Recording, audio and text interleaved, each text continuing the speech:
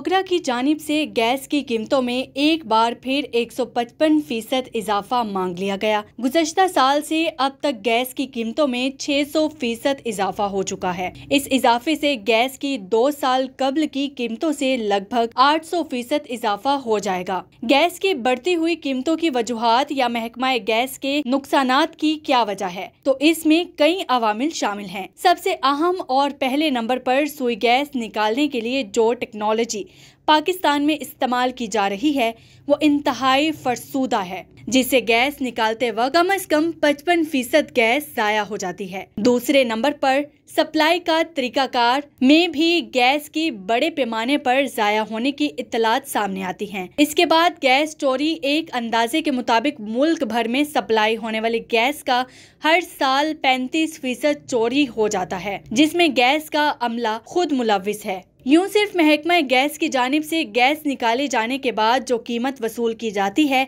वो लगभग 21% गैस की ही होती है, यानी 79% गैस की कीमत वसूल ही नहीं हो पाती। इसके बाद अगर देखा जाए महकमा गैस में भर्ती होने वाला अमला जो कि हद से ज्यादा है और इसके अफसरान की तनख्वाहें और मराआत जनरल मैनेजर गैस, चेयरमैन ओगरा, इनके तमाम सूबों के आला अफसरान करोड़ों रुपए वसूल करते हैं, जो किसी भी और महकमे के अफसरान से ज्यादा है। हुकूमत की अपनी रिपोर्ट्स के मुताबिक महकमा गैस में 7,000 अफराद इजाफी भर्ती हुए जो कि कौम से तनख्वाहें वसूल कर रहे हैं। अगर इस तमाम सिस्टम को बेहतर बना लिया जाए और 100% गैस मुहैया की जाए, जाया होने से रोक लिया जाए, इजाफी अमले को फारग कर दिया जाए, तो गैस हालिया कीमत से आधी कीमत पर भी मिले तो महकमा गैस का खसारा खत्म हो जाए। मगर ये करेगा कौन? वही जिन्होंने पहले अमला भर्ती किया हुआ था, वो जो पुरानी टेक्नोलॉजी लिखवा रहे हैं, क्योंकि इनसे सियासतदानों को कमीशन और अमले की चोरी खत्म हो जाएगी। लिहाजा चोरी यूं ही जारी रहेगी और कौम को मजीद महंगाई बर्दाश्त करना पड़ेगी।